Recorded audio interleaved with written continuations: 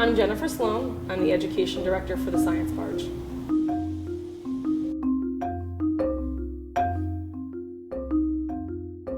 It's funny, I hadn't had any experience with urban agriculture and I didn't think it was for me, but now I see how really necessary it is. Because when you start to think about your carbon footprint and how far our food comes, it's not realistic for where most people live to get seasonal food unless they're growing it themselves. So the Science Barge is definitely within that mission in trying to bring sustainable local agriculture, to the people of Yonkers and get them a little bit more involved in growing their own food.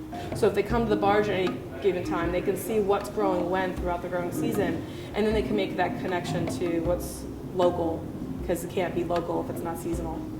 ShopRite, for instance, they do have a really great selection over there, and I think they even have an organic section and even maybe a local section, but it can't just be the only place, because then there's a monopoly and there's no competition, there's nothing driving down the cost. And I think it still breaks down that connection with where our food comes from that a farmer's market offers up, especially a farmer's market where we're literally walking the food over from our citizen farmer garden or from the Science Barge. We're walking it 2 blocks over. So if somebody wants to know where that came from, we say, oh yeah, go visit the Science Barge.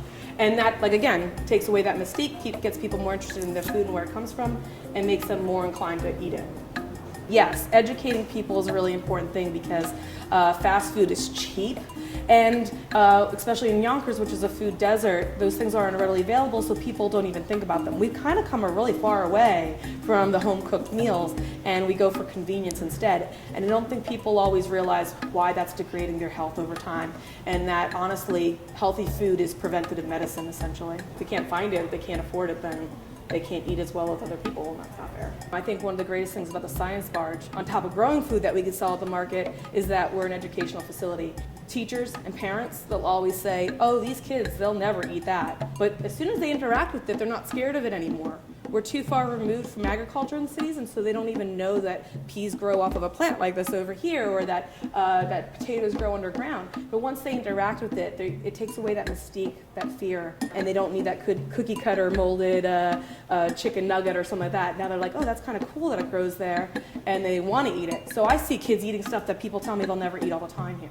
And I think that's one of the best things we could do. Science Barge grows without soil. We're hydroponic and aquaponic, so we grow in other substrates. It makes the city more sustainable if they're growing more of their produce right there. So number one, we should be investing more in urban agriculture and in new ways of growing food. But getting young farmers out there is a big way to do it. So maybe some of these people in Yonkers that we're teaching right now, they don't end up doing an urban farm, but they become informed consumers and they start to buy organic and support local farms. Well, that encourages local farmers to expand or to grow, or for more people to start. And so that's where it can be a grassroots effort. It's mostly grants and sponsorships from corporations. So we're always looking for more sponsorships and grants. That allows us to do even more and expand our exhibits and start to grow new things. So eventually the idea is Groundwork only runs it until it's self-sustainable, and then we step back and we let the community run its own farmers market, its own citizen farmer campaign.